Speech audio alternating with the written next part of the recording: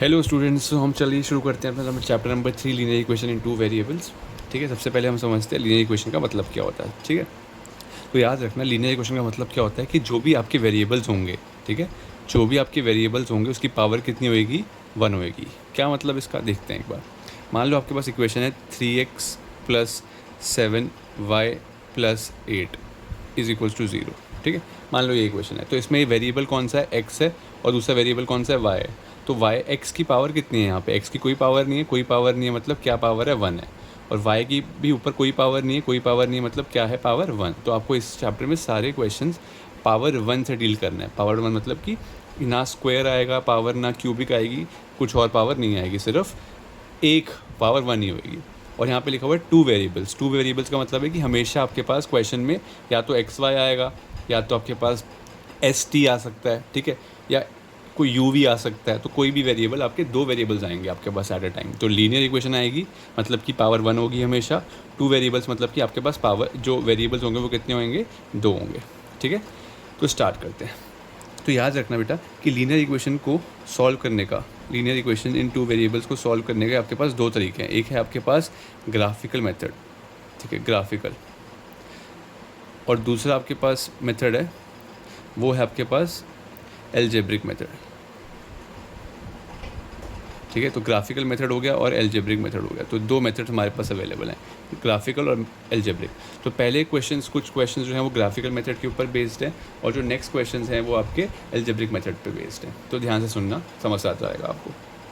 तो आपके पास कोई भी, अगर आपको linear equation in two variable दे रखा है, तो आपके पास हमेशा इक्वेशन किस फॉर्म में होगी, इस फॉर्म में ax1, या इस तरीके से आप लिख दो a1x plus b1y plus c1 is equals to 0, और a2x plus b2y plus c2, मतलब दो इक्वेशंस होंगी, और दोनों इक्वेशन में a1 a2 b1 b2 c1 c2 values होंगी। a1 क्या होता है, x के साथ जो वैल्यू है उसको a1 बोलते हैं या a बोलते हैं, जो y के साथ वैल्यू है उसको b1 या b बोलते हैं, और जो नेक्स्ट वैल्यू है उसको c1। बिकॉज दो इक्वेशंस हैं तो हमने a1 a2 नाम दे दिया, b1 b2 नाम दे दिया, c1 c2 नाम दे दिया। तो अब ये आपके पास दो लीनियर इक्वेशंस दे रखे हैं, दो वेरिएबल्स की। ठीक है, तो मैंने क्या बताया आपको, इनको सॉल्व करने का या तो ग्राफिकल मेथड है या तो एल्जेब्रिक मेथड है। तो ग्राफिकल मेथड हमें सीखना है। ठीक है, ग्राफिकल मेथड, तो याद रखना, एक बात समझिए, ठीक है, ग्राफ के थ्रू समझते हैं। तो जब भी आप कोई दो, आपको पता है कि आप लीनियर इक्वेशन से एक स्ट्रेट, आप एक इसका ग्राफ पे प्लॉट कर सकते हो। ठीक है, इस लीनियर इक्वेशन की हेल्प से आप ग्राफ पे प्लॉटिंग कर सकते हो। ठीक है, कैसे प्लॉट करते हैं वो भी देखेंगे, बट आप इस इक्वेशन को ग्राफ पे बना सकते हो। मान लो इस इक्वेशन की जो लाइन है वो ग्राफ पे जो प्लॉट हो रही है वो इस तरीके से हो रही है। ठीक है, कोई भी कैसे भी हो सकती है, और जो दूसरी इक्वेशन की लाइन है वो मान लो ऐसे हो रही है।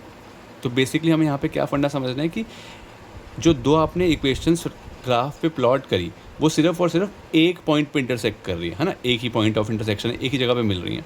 तो केस 1 ये हो गया, एक पॉइंट पे इंटरसेक्ट कर रही है। दूसरा केस क्या बन सकता है, सोचो, अगर कोई दो लाइन है आपके पास, वो दो लाइन ग्राफ पे अगर आप बनाओगे तो क्या क्या केसेस पॉसिबल है। एक तो केस हमने बना दिया कि वो एक पॉइंट पे मीट कर रही है, एक हो सकता है कि वो कभी मीट ही ना करें, वो जो लाइंस हैं वो कभी मीट ही ना कर ले, यानी कि पैरेलल लाइंस हो। ये पॉसिबल है ना कि इसकी दोनों लाइंस जो आपने बनाई वो आपस में पैरेलल जा रही है, कभी मीट नहीं हो रही। और थर्ड केस क्या बन सकता है, थर्ड केस बन सकता है कि अगर एक लाइन ये है, दूसरी लाइन क्या हो, उसके ऊपर ही हो, उसके बिल्कुल ही ऊपर ही हो, उसके बिल्कुल ऊपर ही हो। ठीक है, एक के ऊपर एक हो। तो ये तीसरा केस बन सकता है। इसके अलावा कोई भी केस नहीं बन सकता। आप कहोगे ये कैसे भाई, बना के देख लो बेटा, सोचो क्या और क्या केस बनाओगे। आप सोचोगे, ऐसा बना लेते हैं हम कि ये लाइंस आपस में पास आ रही हैं, पास आ रही हैं। अब ये सोच के बनाओ कि दिमाग लगाते हैं कि चलो लाइन पास आ रही है, ऐसा भी तो केस हो सकता है बेटा। अल्टीमेटली जब आप इसको एक्सटेंड करोगे, आगे लेके जाओगे, तो ये मिल ही जाएगा ना, क्रॉस ही बनाएगा अल्टीमेटली। तो ये वाला केस भी यही है। तो इन तीन केसेस के अलावा और कोई केस आपका फॉर्म नहीं हो सकता। ठीक है, या तो लाइंस पैरेलल होंगी, या तो इंटरसेक्टिंग होएगी, या फिर एक के ऊपर एक चिपकी होएगी। ठीक है, तो तीन केसेस बनते हैं। फर्स्ट केस को आप बोलते हो बेटा, इस फर्स्ट केस को बोलते हो आप यूनिक सोल्यूशन, या ऐसे बोल दो one solution, one solution, one solution, या फिर यूनिक, यूनिक, या फिर इंटरसेक्टिंग। क्या मतलब है भाई इसका, इतने सारे वर्ड लिख दिए। तो याद रखना वन सोल्यूशन का मतलब है क्या है कि ये लाइन सिर्फ एक ही पॉइंट पे मीट कर रही है, ये लाइन सिर्फ एक ही पॉइंट पे मीट कर रही है, मतलब कि एक्स और वाई की जो वैल्यू आएगी वो सब बच्चों की, दुनिया में हर बच्चे की सेम वैल्यू आएगी। मैं रिपीट कर रहा हूँ, वन सोल्यूशन या यूनिक सोल्यूशन का मतलब क्या है कि जब आप इसका ग्राफ ड्रॉ करोगे और ये पॉइंट पे इंटरसेक्ट करेगा तो हर दुनिया में हर बच्चे सेम, अगर लाइन ड्रॉ कर रहा है बच्चा, अगर सेम आपके पास इक्वेशन है तो हर बच्चे का सेम इक्वेशन के लिए ग्राफ कैसा बनेगा, सेम बनेगा, और पॉइंट ऑफ इंटरसेक्शन एक ही बनेगा, सेम। इस तो इसलिए हम इसको क्या बोलते हैं, इंटरसेक्टिंग भी बोलते हैं।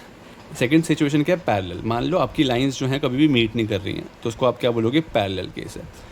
क्योंकि जब लाइन कोई मीट ही नहीं हो रही है, ये दोनों आपस में लाइन कभी टच ही नहीं हो रही है, जब टच ही नहीं हो रही तो आपके पास कोई भी सोल्यूशन नहीं आएगा, आपके पास कोई भी सोल्यूशन नहीं आएगा, मतलब आपकी एक्स और वाई, उस केस में हम एक्स और वाई की वैल्यू नहीं बता पाएंगे क्योंकि लाइन मीट ही नहीं कर रही, उसमें एक्स और वाई की वैल्यू कोई एग्जिस्ट ही नहीं करती है, ठीक है। तो ये इसको बोलते हैं नो सोल्यूशन। और थर्ड केस क्या है, एक के ऊपर एक चिपकी हुई है, इसको बोलते हैं इनफाइनाइट मैनी सॉल्यूशन, ठीक है। तो सोल्यूशन इनफाइनाइट मैनी सोल्यूशन हो गया, मतलब कि अब देखो ये लाइन और ब्लू वाली लाइन ये कितने पॉइंट्स पे मीट कर रही है, ये कितने पॉइंट्स पे मीट कर रही है यार, एक के ऊपर एक लाइन है तो ये तो इनफाइनाइट मैनी पॉइंट्स पे मीट कर रही है। अगर लाइन एक के ऊपर एक चिपकी हुई है ऐसे, एक के ऊपर एक है, तो वो कितने पॉइंट्स पे टच हो रही है, कितने पॉइंट पे टच हो रही है, तो बहुत सारे पॉइंट पे टच हो रही है, इनफाइनाइट। तो दैट्स वाई इसके सोल्यूशन क्या है, इनफाइनाइट पॉसिबल सोल्यूशंस है। तो इस केस में सब बच्चों को आंसर जो है वो डिफरेंट आ सकता है, क्योंकि कोई बोलेगा मैं ये पॉइंट लिखता हूँ, ये टच हो रहा है, इस वाला पॉइंट लिखता हूँ, कोई बोलेगा मैं ये वाला टच वाला पॉइंट लिखता हूँ, कोई बोलेगा मैं ये टच वाला पॉइंट लिखता हूँ। समझ लो ना कि एक के ऊपर एक लाइन है तो बहुत सारे पॉइंट टच कर रहे हैं, इन्फाइनाइटली मैनी पॉइंट्स टच कर रहे हैं, तो कोई ये आंसर लिखेगा, कोई ये आंसर लिखेगा, कोई आंसर। पहले केस में क्या हो रहा है, ऐसे टच हो रहा है तो एक ही पॉइंट पे टच हो रहा है, सिर्फ एक ही पॉइंट पे कॉमन पॉइंट है टच होने वाला, तो सबका सेम सोल्यूशन आएगा। दूसरे वाले में क्या है, कभी टच ही नहीं हो रहा, पैरेलल है। और तीसरे वाले में क्या है, एक के ऊपर एक है, तो इसको बोलते हैं no solution, one single solution, इसको बोलते हैं नो सोल्यूशन, और इसको बोलते हैं इन्फाइनाइटली मैनी सोल्यूशंस। तो अब आपको ग्राफिकली चेक करना है कि पहला वाला केस है, फर्स्ट केस है, कि सेकंड केस है या थर्ड केस है। तो ये ग्राफिकल मेथड हो गया, ठीक है। तो अब हमें ये सीखना है कि ग्राफ से, मतलब ग्राफ का यूज़ करके ये बनाएं कैसे, है ना, और फिर पता कैसे करें कि कौन सा सोल्यूशन है। तो अब हम फर्स्ट क्वेश्चन पे आ जाते हैं अपनी एक्सरसाइज का। आपको ग्राफिकल मेथड का अप्रोच समझ आ गया, करना कैसे अभी हम देख रहे हैं। फर्स्ट क्वेश्चन पे आ जाइए। चलिए क्वेश्चन नंबर 1 पढ़ते हैं। क्या कह रहे हैं form pair of linear equation, मतलब दो लीनियर इक्वेशन बनानी है आपको और उनका सोल्यूशन निकालना है। बट कैसे निकालना है, ग्राफिकली ही निकालना है। मैंने आपको बताया दो मेथड्स हैं आपके पास, एक है एल्जेब्रिक मेथड और एक है ग्राफिक मेथड। तो आपको ग्राफिकल मेथड से ही इसमें सोल्यूशन फाइंड करना है। कह रहा है कि वर्ड प्रॉब्लम है, कह रहा है 10 student of class 10th took part in maths quiz, मतलब 10 बच्चों ने मैथ्स क्विज में पार्ट लिया। कितने बच्चों ने, 10 मार्क कर लो। If the number of girls is 4 more than number of boys, find the number of girls. Number of लड़कियाँ 4 ज़्यादा हैं, लड़कियाँ कितनी हैं, 4 ज़्यादा हैं। तो पहले आपको क्या करना पड़ेगा, इक्वेशन फॉर्म करनी पड़ेगी। तो सोल्यूशन देखते हैं। Let number of girls, number of girls को आप मान लो x है, ठीक है। नंबर ऑफ गर्ल्स को आप मान लो x है, तो नंबर ऑफ बॉयज़ मान लो y है, ठीक है। नंबर ऑफ बॉयज़ मान लो y। अब ध्यान से पढ़ते हैं। कह रहे हैं कि टोटल क्लास में 10 बंदे हैं, 10 बच्चे हैं, तो ऑब्वियसली बात है कुछ लड़कियां होंगी और कुछ लड़के होंगे। अगर हम थर्ड जेंडर को अभी के लिए छोड़ दें तो 10 स्टूडेंट में से कुछ लड़कियां होंगे और कुछ लड़कियां होंगी, ठीक है। तो टोटल मिला के कह रहे हैं 10 बच्चे हैं, मतलब कि लड़कियां मान लो अगर x हैं, x number of girls student है और y बॉयज़ हैं, तो दोनों को मिला के 10 आएगा, है ना। बॉयज़ और गर्ल्स को मिला के तो क्लास की स्ट्रेंथ आएगी ना 10। तो पहली इक्वेशन आपकी ये फॉर्म होगी, x + y = 10, ठीक है। सेकंड इक्वेशन पढ़ते हैं। कह रहे हैं कि इफ़ नंबर ऑफ गर्ल 4 मोर हैं, लड़कियां 4 ज़्यादा हैं, ठीक है। लड़कियां 4 ज़्यादा हैं, तो लड़कियां क्या हैं, x है, और लड़के क्या हैं, y हैं। तो देखो x और y इक्वल तो है नहीं, साफ साफ लिखा हुआ है कि लड़कियां 4 ज़्यादा हैं, मतलब x जो है वो बड़ा है। यही मतलब है ना यार, लड़कियां ज़्यादा हैं। कितनी ज़्यादा है, 4 ज़्यादा हैं। लड़कियां कितनी हैं नहीं पता, बट ये पता है कि लड़कियां 4 ज़्यादा हैं, लड़कों से 4 ज़्यादा है। मतलब ये जो नंबर है, ये जो x नंबर है वो 4 ज़्यादा है, लड़कियां 4 ज़्यादा हैं। तो आपको y में 4 ऐड करना पड़ेगा, हैं। अरे यार सुनो ध्यान से, जब ये x ऑलरेडी 4 ज़्यादा है, अगर 4 लड़कियां ऑलरेडी ज़्यादा हैं, मतलब लड़कों से लड़की 4 ज़्यादा हैं ऑलरेडी, ठीक है। तो अब ये आपको पता है कि ये दोनों इक्वेट नंबर तो है नहीं, गर्ल्स और बॉयज़ इक्वल नहीं है, लड़कियां 4 ज़्यादा हैं, तो यानी कि ये वाला नंबर ज़्यादा होगा, ये वाला नंबर ज़्यादा है ना 4 से। तो अगर ये 4 से ज़्यादा है तो आपको कहाँ ऐड करना पड़ेगा, 4 लड़कों में 4 ऐड करना पड़ेगा। तो कन्फ्यूज़ मत हो जाना, यहाँ मत ऐड करके आ जाना, ठीक है। फिर रिपीट कर देता हूँ फाइनली, लड़कियाँ और लड़के इक्वल तो है नहीं, लड़कियाँ 4 ज़्यादा हैं। तो जब लड़कियाँ 4 ज़्यादा हैं तो यानी कि ये वाला नंबर बड़ा होगा, गर्ल्स आर मोर। तो जब ये नंबर ऑलरेडी बड़ा है तो आपको बराबर करने के लिए क्या करना पड़ेगा, इधर ऐड करना पड़ेगा +4, ठीक है। तो इक्वेशन क्या आएगी आपकी, इसको आप इधर भेज दोगे तो x माइनस वाई, इसको भी इधर ले जाओ -4 इज इक्वल टू 0। तो आपके पास 2 इक्वेशन आ गई है, ठीक है। या इस तरीके से लिख दो इसको, इज इक्वल्स टू 4, ठीक है। खाली y को ले जाओ, इसको ऐसे लिख दो, ठीक है। समझ आ गई थी बात।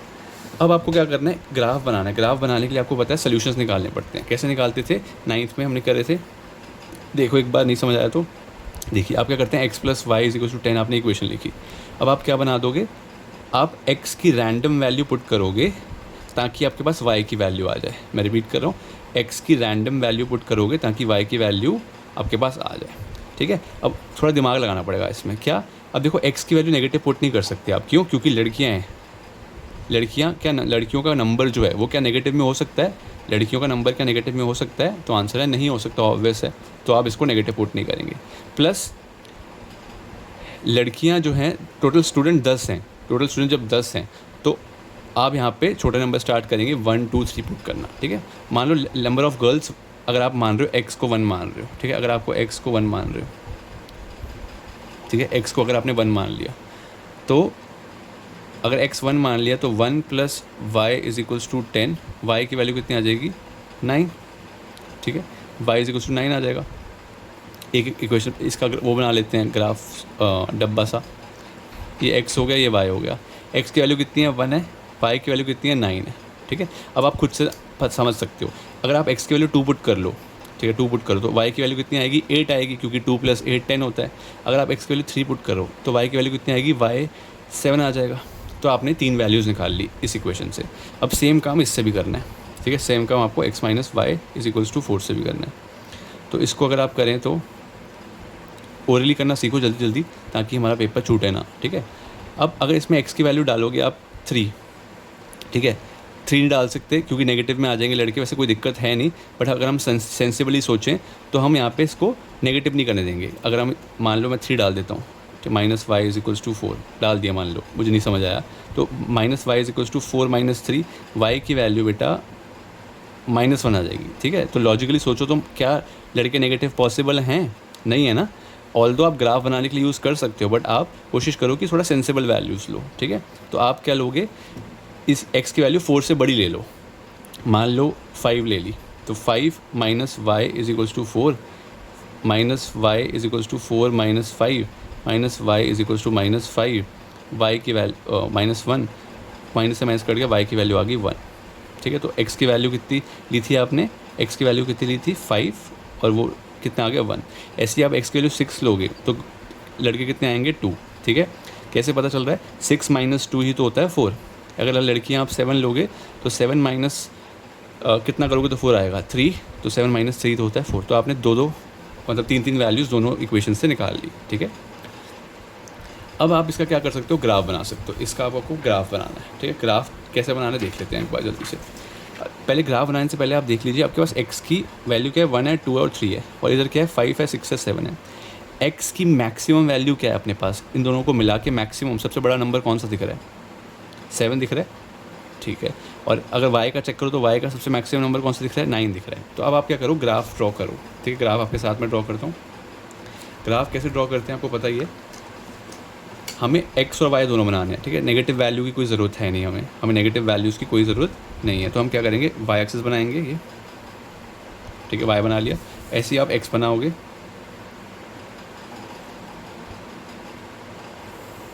ठीक है।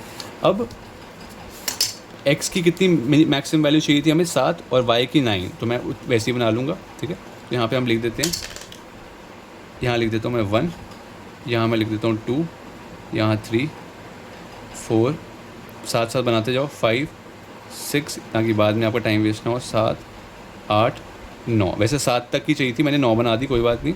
और यहाँ पे 1 2 3 4 5 6 7 8 9, ठीक है। तो ये वाई एक्सिस है, ये एक्स एक्सिस है। क्लियर। अब पॉइंट देखते हैं बेटा साथ में, ठीक है, साइड में पॉइंट देखते हैं आपके। तो मैं थोड़ा इधर करके, अब देखो ध्यान से देखना।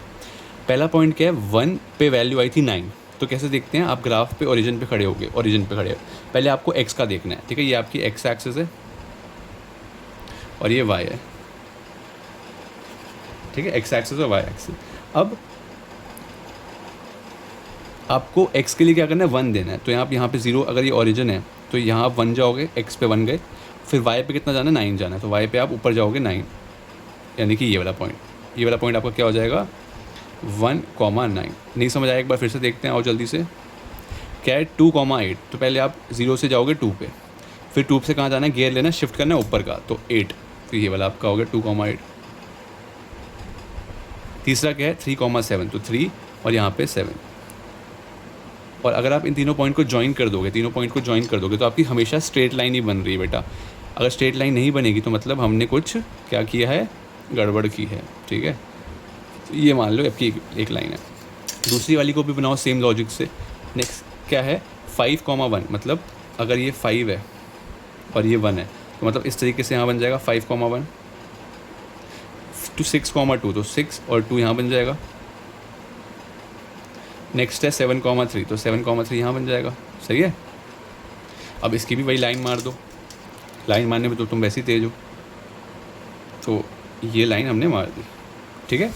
अब ये मीट ही नहीं कर रही, लाइन मीट नहीं कर रही बेटा, एक्सटेंड कर लेना, क्या दिक्कत है, एक्सटेंड कर ले, ठीक है। तो यहाँ पे एक्सटेंड करी, अगर हमने इसको आगे कर खींच दिया सही से करके, अलाइन करके,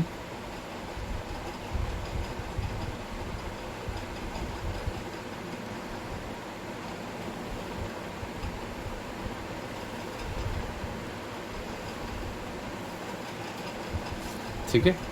तो अगर आप देखो, मैंने बताया था आपको, ग्राफ जो है वो 3 तरीके से का बन सकता है ना। या तो वो ग्राफ पैरेलल बन सकता है ना, या तो एक के ऊपर एक बन सकती है, या फिर क्रॉस बन सकता है। यहाँ पे देखो क्रॉस बन गया, यानी कि ये कौन सा सोल्यूशन है, बोलो जल्दी से।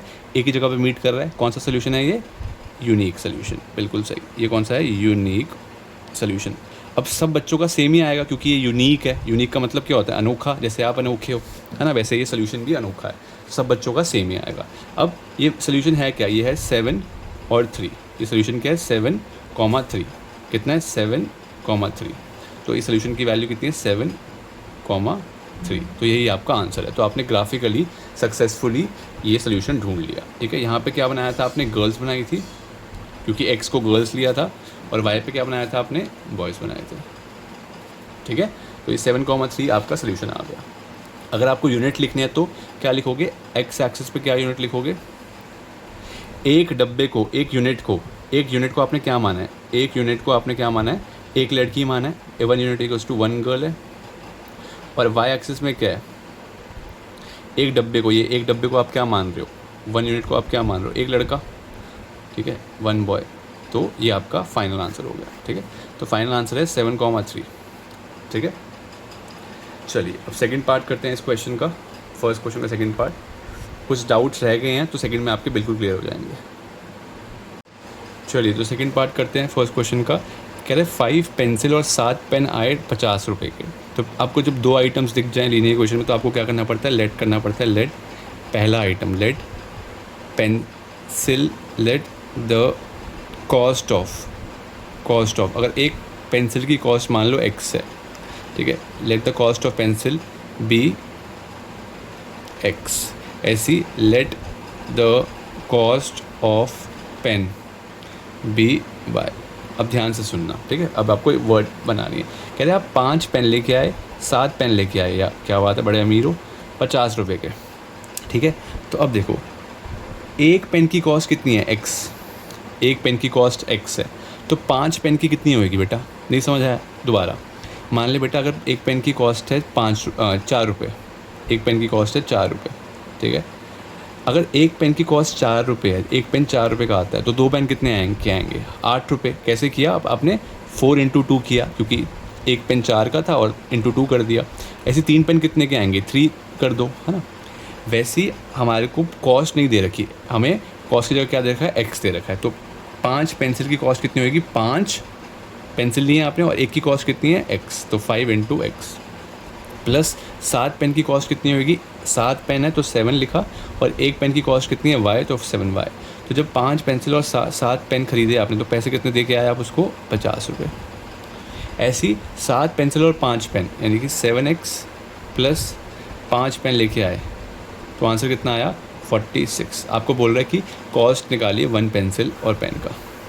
क्या करना है, ग्राफिकली आपको सॉल्व करना है इसको भी। तो आप क्या करोगे, सबसे पहला मेथड क्या है, आपको यहाँ पे x की वैल्यू डालनी है, ठीक है, x की वैल्यू डालनी है और y की वैल्यू निकालनी है, x की वैल्यू डालनी है, y की वैल्यू निकालनी है, इस तरीके से करना है, ठीक है। तो अब वैसे तो आप रैंडमली कोई भी वैल्यू ले सकते हो, बट ट्राई करो कि आपका जो वैल्यू है वो नेगेटिव ना आए और फ्रैक्शन में ना आए, ठीक है, नेगेटिव ना आए और फ्रैक्शन में ना आए। नेगेटिव क्यों ना आए, क्योंकि कॉस्ट नेगेटिव थोड़ी होगी यार, फ्रैक्शनल कॉस्ट हो सकती है बट फ्रैक्शन को आपको ड्रॉ करने में दिक्कत आएगी, है ना, आपको फ्रैक्शन को ड्रॉ करने में दिक्कत आएगी। अब आप सोचो, अगर मैं x की वैल्यू 3 ले लूँ तो ये 15 हो जाएगा, 15 से जाके माइनस होगा तो कितना बचेगा, 35 बच जाएगा, और 35 7 से डिवाइड होता है। तो मैं ऐसे कर सकता हूँ, मैं क्या लिया दिमाग में, 5 × 3 + 7y = 50।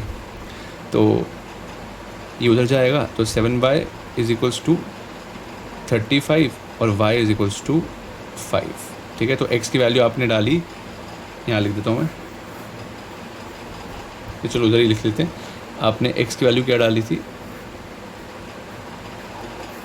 x और y, x की वैल्यू डाली है आपने 3 और y की वैल्यू कितनी आई है, 5, ठीक है। अब इसी तरीके से आप नेक्स्ट वैल्यू को भी सोचिए, ठीक है। नेक्स्ट वैल्यू अगर मैं 5 डालूँ इसकी वैल्यू तो फ्रैक्शन में आ जाएगा आपका, ठीक है। अगर आप इसकी वैल्यू 6 डालेंगे तो ये फ्रैक्शन में आ जाएगा।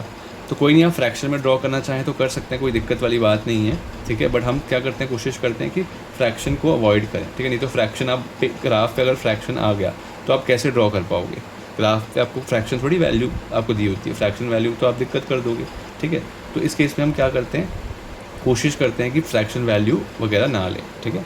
अगर मान लो मैं x की वैल्यू 10 डाल देता हूँ, x की वैल्यू 10 डाल दी तो कितना आएगा, 5 × 10 + 7y = 50, ठीक है। ये भी 50 आ गया, ये भी 50 भी आ गया, तो यानी कि 7y की कॉस्ट कितनी है, 50 - 50, y की वैल्यू कितनी आ गई, 0, ठीक है। ऑल तो हमें पता है कि पेन की वैल्यू 0 नहीं हो सकती, बट हमें ग्राफ तो बनाना है, तो ग्राफ कंस्ट्रक्ट करने के लिए हमने ये वाली ईजी वैल्यू अडॉप्ट कर ली है, ठीक है। वैसे तो 2 से बन जाएगा, बट तीसरी वैल्यू से थोड़ा बढ़िया बनता है ग्राफ। तो अब आप क्या करो, तीसरी वैल्यू कौन सी ले लो, x की वैल्यू अगर -4 ले लो, है माइनस, अभी तो मना किया था बेटा। अब अगर आप कोई और वैल्यू लोगे, 1 2 3 4 ले लोगे, 3 तो ले लिया, 1 2 4 ऐसे कुछ वैल्यू ले लोगे तो आपका फ्रैक्शन में आंसर आएगा। फ्रैक्शन को बनाना तो बहुत ही मुश्किल है ना, फ्रैक्शन बनाना तो मुश्किल है ना ग्राफ पे, तो हम नेगेटिव बना देंगे, फ्रैक्शन नहीं बनाएंगे, ठीक है। तो अगर -4 डाला तो कितना आएगा, 5 × -4 + 7y = 50, ये कितना आएगा, 20 -20 उधर जाके +20 हो जाएगा। तो तभी मैंने क्या लिया, इसको 70 बना दिया, 70 बना दिया, और 70 बनाने से क्या फ़ायदा हुआ कि ये 7 से डिवाइड डायरेक्टली हो जाएगा। तो ये सोचा हमने जल्दी से, तो ये -4 डाली और ये वाली वैल्यू कितनी आ गई, 10। अभी तो एक इक्वेशन निकाली, अब दूसरी भी निकालनी पड़ेगी, क्या करें राम, 7x + 5y = 46। अब जल्दी से ट्राई दो, सोचो क्या क्या वैल्यू डाल सकते हो आप ताकि आपका आंसर ठीक आए। 1 पे नहीं जाएगा, मतलब 1 पे और गंदी वैल्यू देगा, 2 पे, 3 पे 21 है, 21 को इसमें से माइनस करोगे, अगर 21 को इसमें से माइनस करोगे तो आपके पास आ जाएगा सही आंसर। तो x की वैल्यू क्या डाल रहे हो आप, 3, ठीक है। इतना सोचना पड़ेगा बेटा, थोड़ा तो सोचोगे ना कि दिमाग बंद करके बैठोगे, हैं। 46 - 21 कितना होता है, 45 35 25, तो 5y की वैल्यू कितनी आ जाएगी, 25, y की वैल्यू कितनी आ जाएगी, 5, ठीक है। यहाँ पे एक डब्बा बना लेते हैं कि x की वैल्यू 3 डाली थी तो y की वैल्यू कितनी आई है, 5 आ गई। इसी तरीके से आप x की वैल्यू 3 नहीं डाल 4 डालोगे तो भी नहीं होगा, मतलब हो जाएगा, फ्रैक्शन में आएगा ना यार, फ्रैक्शन में अवॉइड करना है। 5 पे भी नहीं करेगा, 6 पे भी नहीं जाएगा, 7 पे भी नहीं, 8 पे चला जाएगा। x = 8 डाल दो, कैसे पता चला, खुद से दिमाग में गई बेटा। 8 यहाँ पे 5y = 46, देखो ये कितना आ रहा है, 57 7 से 49, 7 8 से 56 आएगा। 56 जब इधर करोगे तो 46 और 56 माइनस हो गए, 10 ही तो बचा देंगे, और 10 तो 5 का मल्टीपल है ही है। तो यहाँ पे कितना आ जाएगा 56 plus 5y is equals to 46। 56 उधर जाएगा तो 5y इज इक्वल्स टू -10 बच जाएगा। कैसे? 46 में से -56 कर रहे हो तो बड़ी वैल्यू का साइन आ गया, और y की वैल्यू कितनी आ जाएगी -2। तो x कितना आया 8, तो y कितना आया -2। मुझे पता है कि y माइनस नहीं आ सकता बिकॉज पेन है, बट हम ग्राफ ड्रॉ करने के लिए कर रहे हैं, ठीक है। जब हम हमारा पॉइंट ऑफ इंटरसेक्शन आएगा वो तो सिर्फ पॉजिटिव वाली उसमें ही आएगा, ठीक है। हम सिर्फ एक ग्राफ ड्रॉ करने के लिए कर रहे हैं क्योंकि फ्रैक्शन वैल्यू को हम अवॉइड करना चाह रहे हैं। अब ऐसे नेगेटिव का भी सोच लो, ठीक है, नेगेटिव का भी सोचो। तो नेगेटिव अगर आप क्या वैल्यू डालो तो आपका काम बन जाएगा। एक 3 डाल दिया, एक 8 डाल दिया। अब क्या डालें? अगर हम x की वैल्यू -2 डालेंगे तो 14 आएगा, है ना। 14 यहाँ पे आ जाएगा, और 14 नेगेटिव का इसे जाके प्लस हो जाएगा, 60 बन जाएगा। नहीं समझ आया? एक बार देखते हैं। x की वैल्यू अगर मैं -2 डालूँ कितना आएगा 7 into -2 plus 5y is equals to 46। ये कितना होता है -14। यही तो मैं कह रहा था, -14 तो जाके प्लस हो जाएगा, तो क्या बन जाएगा 60 बन जाएगा, ठीक है। तो 5y is equals to 60, y की वैल्यू आ गई 12, ठीक है। तो -2 पे कितनी आ रही है 12। अब एक बार ये ग्राफ बन गया, एक बार आपकी वैल्यूज़ निकल गई, तो अब आपका काम ख़त्म है, काम तमाम है। आपको बस ग्राफ ड्रॉ करना है, ठीक है। मैक्सिमम वैल्यू x की क्या है? मैक्सिमम वैल्यू है 10, और मिनिमम वैल्यू नेगेटिव साइड पे क्या है -4, ठीक है। और y का क्या सीन है? y की मैक्सिमम वैल्यू है 12 और मिनिमम वैल्यू क्या -2। मतलब इस पे नेगेटिव का भी बनाना पड़ेगा और पॉजिटिव का भी हमें ड्रॉ करना पड़ेगा, ठीक है। तो जल्दी से ड्रॉ कर लेते हैं।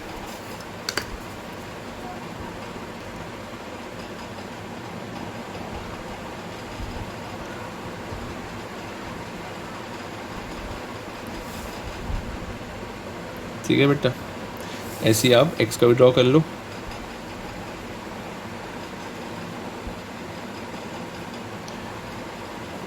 और अब आप देख लो कि x का कितना बनाना है। x का कितना बनाना था? -4 और 10 तक। तो मतलब मैं यहाँ पे 10 खींच लूँगा। 1 2 3 4 5 6 7 8 9 10, और इसको थोड़ा सा एक्सटेंड किया।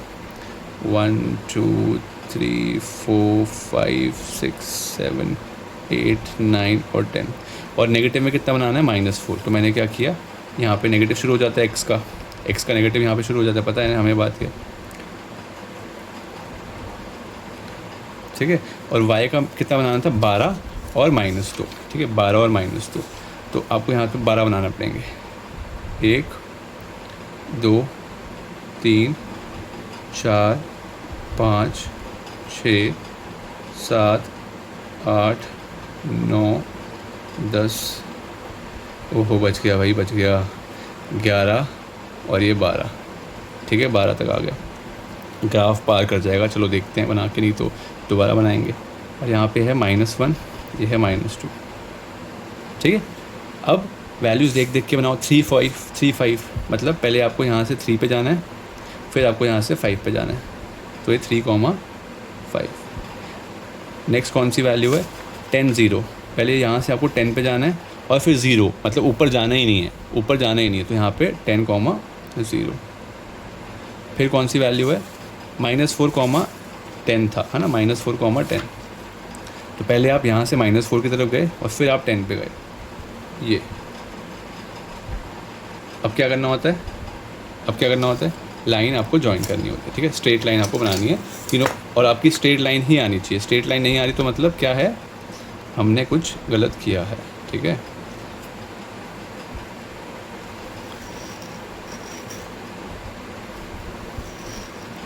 सही है। आप अपनी यहाँ पे इक्वेशन भी लिख सकते हो कि कौन सी इक्वेशन बनाई है, कौन सी वाली इक्वेशन बनाई है आपने। ये वाली कौन सी बनाई थी?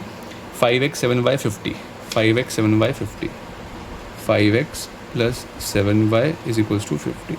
दूसरी वाली बनाते हैं, चलो। 3,5, ठीक है। तो 3 यहाँ से आए 3 पे, फिर आप 5 पे आए यहाँ पे। ये तो मिल गया भाई, यहाँ पे भी 3,5 था, इसका भी 3,5 है। बहुत बड़ी अच्छी बात है।